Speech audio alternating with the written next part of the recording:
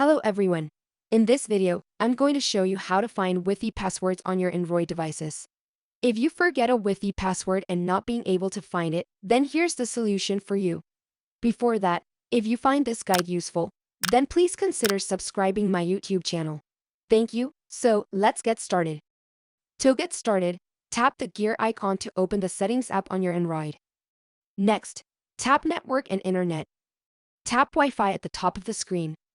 Then, select the gear icon next to your connected Wi-Fi network. Now tap the Share button with the QR code icon.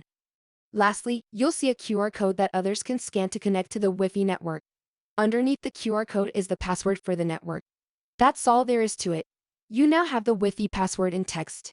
This same method applies to any network you have previously connected to as well.